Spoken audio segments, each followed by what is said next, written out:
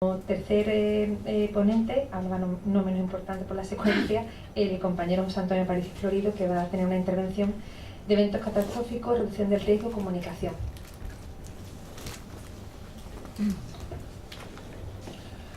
Bueno, buenos días.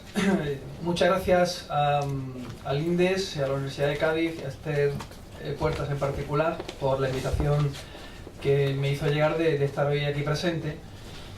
Y bueno, gracias también a todos ustedes por asistir a esta jornada, que son muy interesantes, de cara a hablar sobre todo eso, de desastres, de gestión de emergencias y de información pública.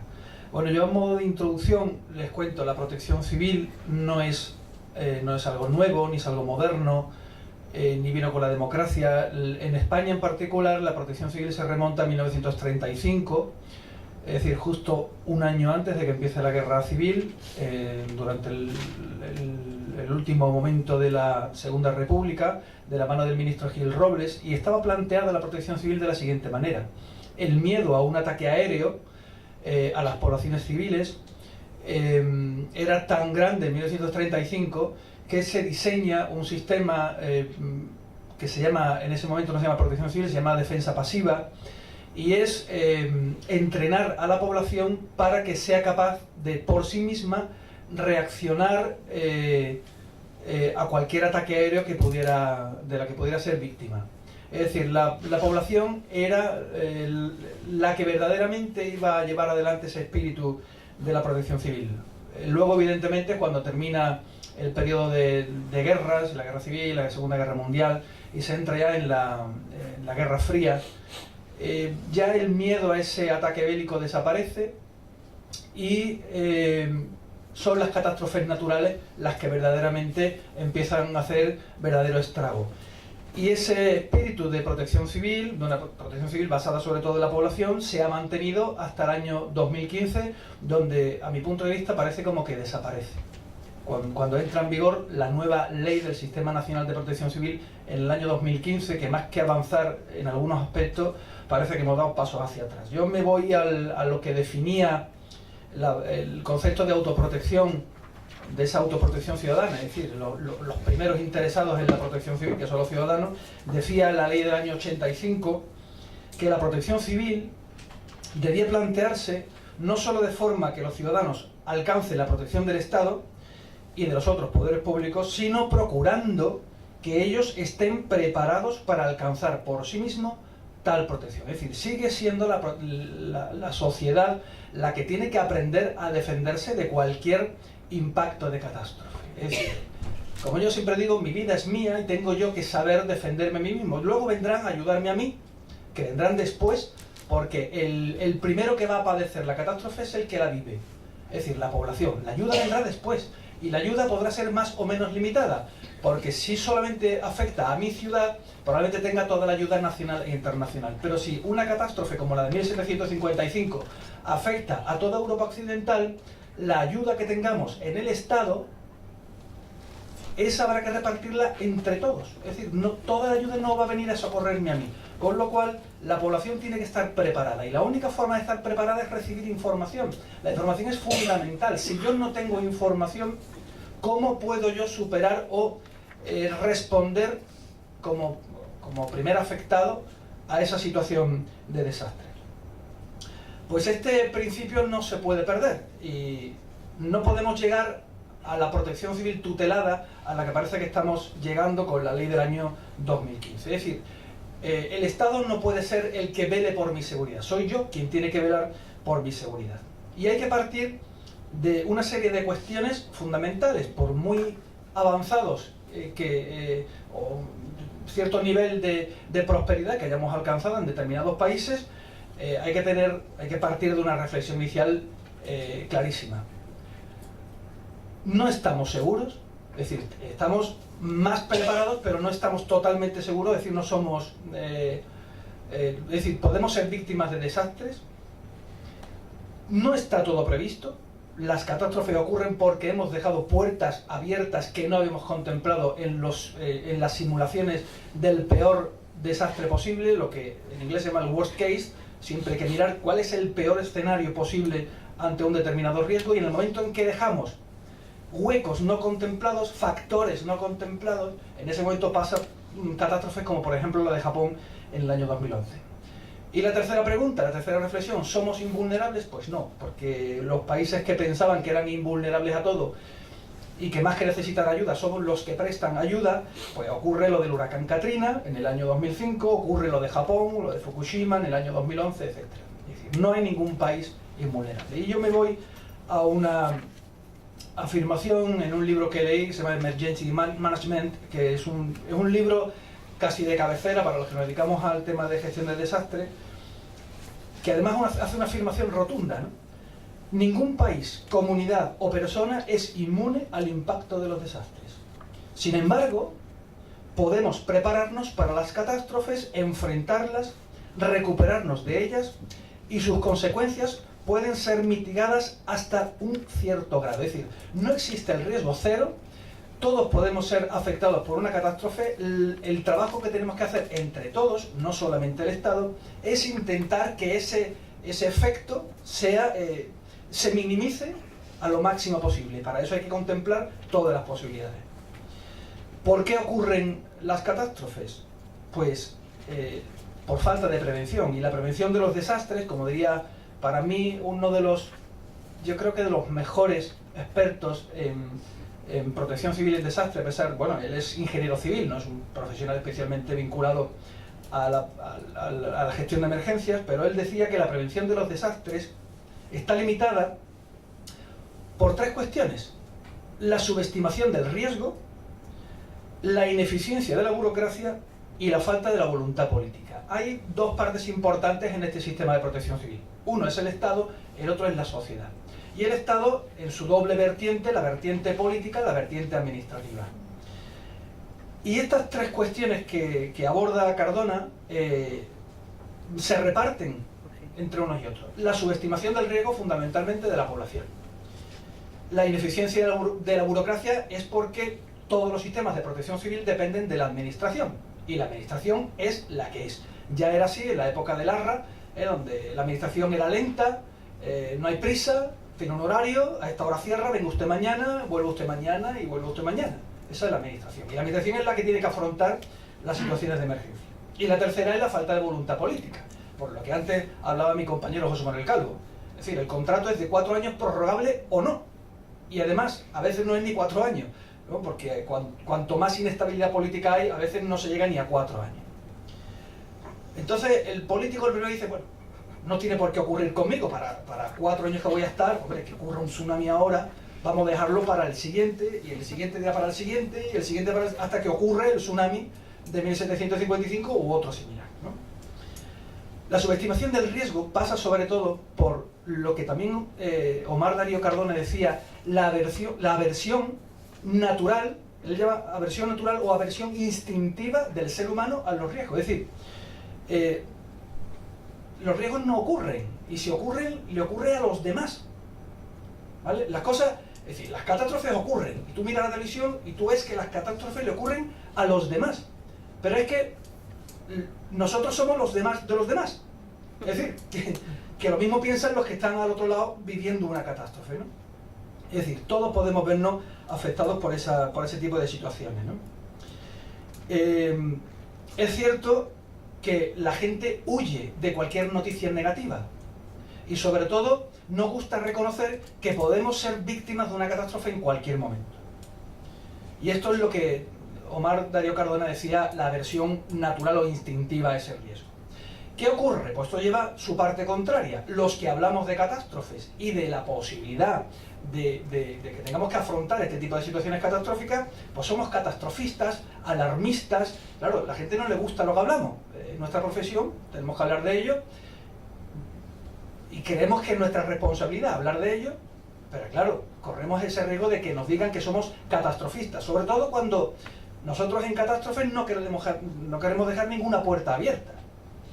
Entonces nosotros contemplamos el peor escenario posible, el worst case, y el worst case a nadie le gusta. Es decir, el maremoto de 1755 pasó y no tiene por qué volver a ocurrir. Lamentablemente volverá a ocurrir, o sea, nos guste o no nos guste la información. La burocracia, que es la parte del Estado. Nosotros queremos que el Estado venga a socorrernos. Quien tiene que socorrer a la gente que está alrededor es usted. Luego vendrá el Estado, pero la responsabilidad, por ejemplo, sobre la salvación de mi hija, de mi padre, de mis amigos, es mía. No puedo trasladarle mi responsabilidad de autoprotección al Estado. Vendrán o no vendrán en la medida posible. Pero ¿qué ocurre? Que todo depende de la burocracia. La administración cierra a las 3 de la tarde, haya catástrofe o no las haya. Nosotros hemos vivido muchas situaciones en las que nos hacen falta servicios sociales, pero es que los servicios sociales se marchan a las 3 de la tarde y no tienen un teléfono móvil de contacto en la mayoría de los casos. Con lo cual, hay un problema fundamental que todavía a muchos les cuesta entender. En los desastres no hay cita previa. No podemos decirle, mire usted, espere usted que mañana a las 12 tenemos un hueco. Eso no es posible. O sea, la catástrofe ocurre un domingo, ocurre un sábado y siempre ocurre de noche, un domingo, un festivo. Bueno, si hablamos de los tsunamis que han afectado a Asia, parece que les gusta la fiesta de Navidad, pues entonces, claro, todo el mundo tiene también derecho a sus vacaciones y demás. Incluso los propios intervinientes tienen derecho a sus vacaciones. Entonces, el trabajar, el enfrentar lo súbito, lo extraordinario y lo catastrófico con procedimientos rutinarios, la rutinización de la administración, ya de por sí ya es un reto bastante grande, ¿no? Quiere decir con esto que antes de que existiera la unidad militar de emergencia, que están concentradas casi todo el año, antes no había nada. Para buscar una maquinaria de obras públicas un domingo, eso era prácticamente imposible, ¿no? Y así, pues todo, ¿no? Y luego la falta de voluntad política es un elemento fundamental. Es decir, a ningún político le gusta reconocer de que existen peligros que nos pueden afectar en cualquier momento. Es decir, cuando yo gobierno, yo quiero dar la impresión de que estando conmigo todo el mundo está seguro. No puedo transmitir inseguridad. Y además porque tenemos un problema muy grande. Un país como España vive del sector terciario, vive del turismo y sobre todo Andalucía, todo lo que es la costa de Levante, todo lo que es la costa de Andalucía, el turismo. ¿Cómo podemos hablar de tsunamis? Los tsunamis no existen. Claro, en Andalucía los tsunamis no existen, no pueden existir. Porque la gente se asusta. Eso me han dicho a mí técnicos en protección civil, me lo han dicho funcionarios en general y me lo han dicho políticos. Los tsunamis aquí no existen. Los tornados, en la costa no. Y todo este tipo de cosas, las resacas marinas, los huracanes extratropicales, los ciclones extratropicales, estas cosas, la ciclogénesis explosiva, son una barbaridad. Ciclogénesis explosiva, ¿no? Son palabras ya que no. Al político no le gusta decir ni alarma, y mucho menos alerta roja. Además, había una incongruencia hablando de la burocracia. Yo recuerdo hace muchos años que un jefe, un director de un servicio determinado, un servicio de protección civil, un director, decía, prohibido decir alarma, que eso asusta a la gente. Y mucho menos alarma alerta roja. Y al día siguiente la Agencia Española de Meteorología, que iba por otra administración, decía alerta naranja de vientos costeros, alerta roja de lluvia.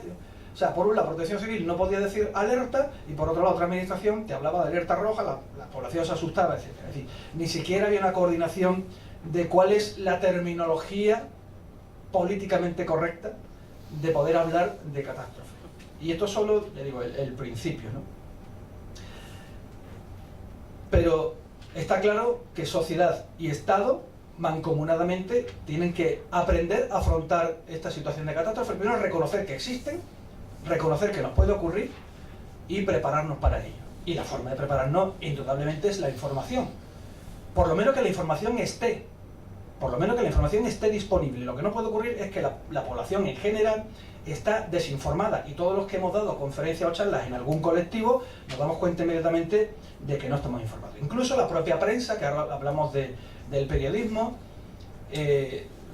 la forma en que se publica cierta información, y Maika Marín lo sabrá mucho, por más que lo intentes explicar con la terminología con la que debe expresarse cada cosa, al final el periodista termina dando la noticia de una forma que, sin conocer la terminología, pues termina diciendo lo que no es, tergiversando la información o dando la información a medias, ¿no? Pero es evidente que la población tiene que estar informada.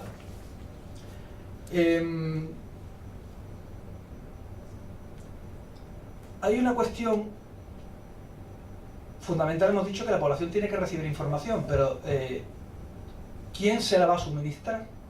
¿Quién está autorizado para suministrarla?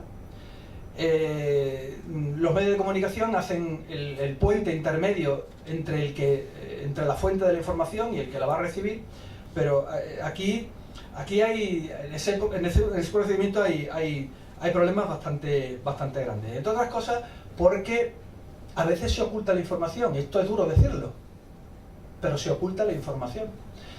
Y el problema es cómo decirle a la población que está siendo engañada, porque es realmente así, no es que sea por falta de conocimiento, no, porque está siendo engañada en algunos casos. Yo recuerdo el accidente de Puerto Llano, el accidente químico de Puerto Llano, una explosión que se produce en un cubeto de una refinería, esto creo que ocurrió en el año 2003, creo recordar.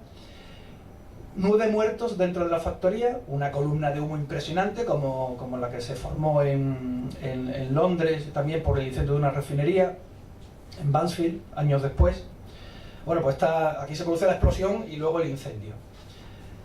Y días después, como 4 o 5 días después, claro, la gente empieza a preguntarse, bueno, ¿por qué no se ha activado ningún plan? Puerto Llano estaba prácticamente a 4 kilómetros de distancia de la refinería. Y el señor Barreda, que entonces llevaba la presidencia del gobierno de Castilla-La Mancha, le dijo a la prensa, claro, el intermediario, le dice, no se ha activado el plan de emergencia exterior, es decir, el plan de emergencia del sector químico no se ha activado porque no se cumplen las circunstancias objetivas para activar este plan. El periodista toma nota, hace de intermediario, ¿vale? Le llega a la población y la población dice, vale, pues no se ha producido esas características que tiene que tener para la activación del plan. Y ahora tú te vas al plan y dices, en el momento en que se produzca un solo muerto dentro de la refinería, hay que activar el plan de emergencia exterior en su fase de preemergencia. Pero claro, si nadie sabe que existe ese plan, nadie lo mira, el periodismo de ahora no es un periodismo muy de investigación, por la premura del tiempo, más que por la falta de... también sobre todo por falta de tiempo, no porque haya una línea editorial, ¿no? En este caso, ¿no? Pero claro, ellos dan por seguro lo que le está diciendo la administración. ¿Quién va a pensar que me están engañando? Claro, el problema de Barreda era el siguiente. Cuando 4 días después alguien le dio por mirar el plan y ver que si hay un muerto y que activar el plan, hombre, decir que vas a activar el plan 4 días después, la verdad es que no... Es preferible decir que no se daban estas circunstancias para activarlo. Pero esta es la realidad, ¿no? En el año 2015 cambia la ley, porque la ley de protección civil española del año 85, que ha estado en vigor hasta 30 años después, hasta el año 2015, no planteaba que el derecho a la información existía. Planteaba que la sociedad era muy importante a la hora de saber responder a una emergencia, pero no planteaba que el derecho a la información existiese como tal, y sin embargo la ley del año 2015 lo pone. Esto es un gran paso, ¿vale? Por lo menos podemos exigirlo, aunque no ocurra, ¿vale?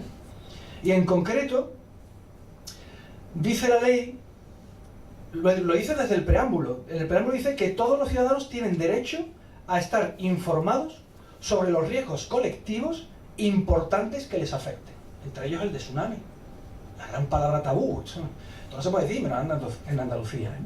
Pero todos tenemos derecho a los riesgos colectivos. Y en concreto, en el artículo 6, donde habla del derecho a la información, dice que todos tienen derecho a ser informados adecuadamente, porque no es una palabra cualquiera, adecuadamente, no solamente recibir información, por los poderes públicos acerca de los riesgos colectivos importantes que les afecten, las medidas previstas y adoptadas para hacerles frente y las conductas que deban seguir para prevenirlos. Bueno, todavía no hemos llegado, yo creo que 3 años después, casi 4, por lo menos a que nos informen, ya no que nos digan las medidas y las conductas que debemos seguir. Y hay ejemplos para ello. Un ejemplo claro, hace un par de años, creo recordar, no sé si fue en el año 2016 o 2017, me hicieron una entrevista para Radio Huelva, precisamente por el tema de los tsunamis, a raíz de que salió La Gran Ola, el documental de La Gran Ola, que se estrenó en el año 2016, Pues claro, me invitan a ese programa de radio y entre ellos había un jefe de servicio de protección civil, no digamos el nombre. Y entonces, claro, al jefe de protección civil, es decir, a los poderes públicos, a la administración, a la burocracia, ¿vale? Que la gente, bueno, ¿qué tenía que hacer en caso de tsunami? ¿Que dónde estaban las recomendaciones? Primero, nunca se ha hablado del riesgo a nivel público, a nivel de administración, pero menos aún se han dado recomendaciones de qué hacer. Respuesta, para eso está San Google. O sea, yo no me lo podía creer, la verdad, porque a él decirlo en una reunión de amigos, vale, pero hombre, en Radio Huelva, San Google. O sea, esto es increíble, pero que están ahí las grabaciones, que hoy por hoy, afortunadamente tenemos los podcasts que te lo puedes descargar y es real. San Google. O sea, Google ahora es el responsable de transmitir la información a los ciudadanos, ya ni siquiera el periodismo, que son los profesionales que tienen que saber del asunto, no. San Google, que en Google hay de todo, o sea, lo bonito y lo menos bonito, ¿no? Pues esto cosas así ocurren, ¿no? Luego, cuando la administración tiene que necesariamente informar, se eluden cualquier responsabilidad, como ocurrió, por ejemplo, en el año 2000, creo que recordar fue el año 2009, en lo que llamamos el tornado imaginario. Porque eso solo inventaron los gaditanos. O sea, cuando digo los gaditanos, de toda la provincia de Cádiz, ¿vale? Y en particular los de Cádiz, los gaditanos. La Agencia Española de Meteorología es la agencia, no es Protección Civil. Es una agencia de meteorología. Y luego está el Servicio Nacional de Protección Civil. La Agencia Española de Meteorología, en sus términos y en su forma de trabajar, emite el siguiente boletín. A partir de los ámbitos de predicción, Cádiz. A partir de las 5 de la tarde se detectan condiciones atmosféricas de formación de nubes convectivas que podrían generar la formación de un tornado en el ámbito de afectación de este boletín. Yo no sé cómo ni por qué aquello lo soltaron, llega a Protección Civil. Protección Civil, ¿qué es lo que hace con estos boletines? Copio y pego, es decir, reenvío. Ya contaré luego otro caso peor todavía. Cogieron el boletín, llega al Estado, del Estado a la comunidad autónoma, las comunidades autónomas boletín, otra vez fax. Ya lleva 3 viajes de fax el boletín. O sea, que el boletín ya llega como 1 hora y media. ¿A quién se le manda? A la policía local. Único servicio 24 horas de cada ayuntamiento. Pues ahí va el boletín. Y además se le manda a las delegaciones provinciales de medio ambiente, educación, salud. Todos lo reciben y leen lo mismo que leemos todos. No sé a quién se le ocurrió este invento. Nadie se preocupó de buscar cuál fue el origen de esto, pero lo cierto es que desde la Delegación Provincial de Educación se les reenvió el fax a los directores de los colegios. Aquí esto va a la pelota, esto es... Nadie marca, aquí todo el mundo se pasa el balón y lo cierto es que le llegan a los directores de los colegios. Y en Cádiz capital, cuando se habla de Cádiz, es Cádiz-Cádiz, no es la provincia de Cádiz. O sea, cuando todo el ámbito de predicción Cádiz, tiene que ser Cádiz capital. No puede ser la provincia de Cádiz, que era el ámbito de predicción de aquellas condiciones favorables a un tornado. Llamaron a los padres de los niños. Y en Cádiz, a las 2 de la tarde no se podía circular. Todo el mundo corriendo a los colegios, de vuelta a su casa, el tráfico totalmente colapsado. A esto que me llama mi mujer, mi exmujer. Aquello fue motivo de divorcio mío. Sí, es verdad, ¿no? Hasta ese momento nos llevamos bien. Me llama, José, vete por la niña. Digo, mira, que aquí el técnico de emergencia soy yo. Mira, que aquí el boletín no dice que te vaya, que está todo el mundo yendo al colegio por los niños. Que no, que sí, que te... Mira, yo me voy a quedar en mi trabajo. Tú te vas a quedar en el tuyo. Y la niña en el colegio. Y ahí, si viene un tornado, vamos a estar seguros. ¿Vale? No, total, la convencí. No sé cómo, fue la única vez en mi vida que la convencí de algo, pero la convencí. A las 5 de la tarde, que es la hora de predicción de aquel tornado, fui al colegio. No había nadie en la calle. Fue el primer día que yo pude aparcar en la puerta del colegio. O sea, ya, esto no volvió a ocurrir nunca más. Aquí el día a las 5 de la tarde. Desierto, Cádiz capital. Claro, y yo intentaba a las 2 de la tarde en mi trabajo decirle, mira, que lo están interpretando mal, que lo están interpretando mal. Primero, el ámbito de predicción no era Cádiz capital, era la provincia de Cádiz. Podía darse en cualquier sitio. Ojalá tuviéramos un sistema en España que dijera que va a haber un tornado a las 5 de la tarde en Jerez, porque eso estaríamos por delante incluso de los norteamericanos. O sea, estaríamos por delante de los norteamericanos. Eso es imposible. Y bueno, pues no tenemos radares dobles ni nada de eso, ¿vale? Pues era ámbito de predicción Cádiz. Nadie explicó eso a nadie, que yo como fue pasar el balón uno a otro, yo no sé nada, yo sé lo mismo que todo el mundo, lo que ha dicho la Agencia Española de Meteorología, que además le costó un disgusto a los técnicos prevencionistas de la Agencia Española. Y además se decía que a las 5 de la tarde, a partir de las 5, se daban factores ambientales, climáticos, que podrían originar la formación de un tornado o no. Es una posibilidad, pero no es una certeza absoluta. Y de producirse en cualquier ámbito de la provincia de Cádiz. Bueno, pero nadie daba explicaciones de nada, con lo cual, cada receptor, entendía que el boletín como pudieran o supieran. Y, quiero decir, Protección Civil, además de pasar el balón, tiene que dar una explicación clara en estos casos, o incluso los medios de comunicación, al periodista, oye, mira, que es una posibilidad, puede ocurrir o puede no ocurrir. De hecho, es muy raro el poder ver un tornado, es decir, que ya la probabilidad en sí misma es baja, pero simplemente es una advertencia de que la gente, oye, que no se meta en el ojo del huracán, que además tenemos otro problema fundamental, que es que cuando tú dices, va a venir un tsunami, y la gente coge la silla de playa y se va a verlo allí. Sí, la gente, la curiosidad, y esto ocurre en muchísimos sitios. ¿Un tornado? ¿Dónde? Y todo el mundo va a verlo. Pero es que nosotros jugamos siempre a lo contrario de lo que la gente hace, ¿no? Bueno, esto fue lo del caso del tsunami imaginario, y ahora les voy a contar uno sobre tsunamis. Como nadie quiere saber nada de nada, entre la aversión instintiva al riesgo, la falta de voluntad política, cuando yo gobierno no pasa nada, todo el mundo estamos seguros, pues el tema de hablar del riesgo de tsunami, eso mejor no. ¿Por qué? Porque se entiende que los riesgos naturales, si hablamos de ellos en un país y en una comunidad donde vivimos del turismo, y además de hecho políticos lo han dicho, es que esto espanta al turismo.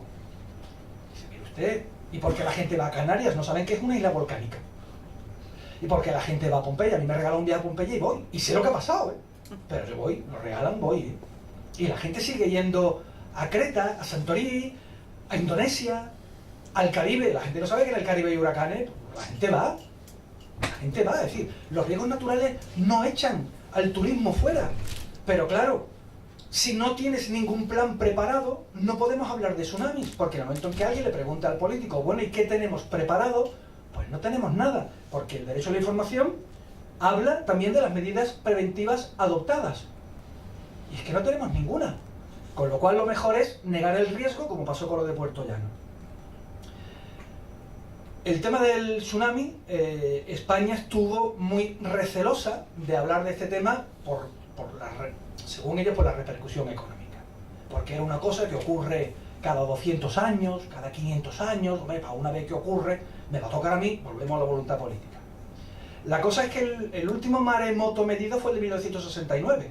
Yo no sé si algún político se acordará o no se acordará, algún político o técnico de Protección Civil, ¿vale? De los nuestros, de los de la casa. 1969. Un terremoto muy parecido al de 1755, que por cierto ahora, en marzo, hay unas conferencias en la Universidad Complutense de Madrid para hablar precisamente del maremoto de 1969. Pero es que la última alerta de tsunamis en la provincia de Cádiz fue en 1983, y está en la prensa. O sea, que además que hay que coger el diario de Cádiz y leerlo. Y además fue una alerta emitida por la autoridad civil, es decir, por la delegación del gobierno, 1983, pero sin embargo el recuerdo es tan efímero que se nos va. Nosotros, y aquí mis compañeros del IRD, de la TPECA, que son asociaciones profesionales que llevamos bregando muchos años con el tema de que de verdad se afronte la seguridad de la población con un poquito de cordura y con transparencia informativa, veníamos ya desde el año 2015, bueno, desde el año 2009 mejor dicho, hablando del riesgo de tsunami. Porque como nosotros decimos, sí es verdad, que ocurra mejor un tsunami como el de 1755 puede ocurrir cada 500 años, Pero es que no hay nada que diga que no pueda ocurrir hoy, o mañana, o pasado mañana. Algún político o algún técnico de protección civil, algún sismólogo, ¿me puede garantizar ahora mismo que mañana no puede haber un tsunami en la provincia de Cádiz? Pues mientras no me lo diga, tenemos que estar preparados. Y la gente tiene que tener esa información, porque al primero que le va a llegar es a la población. Porque ya digo, como nos tengan que alertar por fax, y tengamos que hacer todo ese proceso, del Estado a la comunidad a las provincias, de la provincia a la policía local, de la policía local no se sabe a dónde. Es decir, hay que estar informado y hay que saberlo, ¿no? Bueno, pues tanto hemos bregado nosotros, nos han tachado de todo, lo imaginable, catastrofista como mínimo, que hicimos unas jornadas el 29-30 de octubre del año 2015, que además es muy curioso, porque invitamos, aquí mi compañero José Manuel lo sabe, invitamos al delegado del gobierno, de la Junta, que iba a venir al acto de apertura, invitamos a los técnicos de emergencias de la Junta de Andalucía, la Junta de Andalucía en general, iban a venir 8 técnicos del Grupo de Emergencia de Andalucía, iban a venir también técnicos de la Dirección General de Protección Civil, iba a venir el delegado del gobierno. 2 días antes el delegado del gobierno dijo que por cuestiones de agenda no acudirían. Al día siguiente, es decir, un día antes de empezar el congreso, recibo una llamada de un compañero mío que le dice que les han prohibido acudir, la Junta de Andalucía les ha prohibido acudir a la jornada de maremoto. Esta es la falta de voluntad política. Lo digo así de claro porque es verdad. O sea, yo no voy a engañar a nadie, más tengo los correos electrónicos. Les han prohibido venir. Respuesta de mi compañero José Manuel Calvo, que para eso también hay que tener mucho valor, la valentía ante los desastres, le responde al delegado del gobierno, mi compañero José Manuel. Igual que hemos... dice, igual que ya hemos sabido responder a un maremoto en 1755, creo que podemos también sobrevivir sin su presencia. Eso le dijo al delegado del gobierno. De una forma porque esto ya clama al cielo, ¿no? Que se prohíba a un técnico venir a una jornada de maremoto donde vamos a hablar con otro especialista. Pues bueno, esto fue...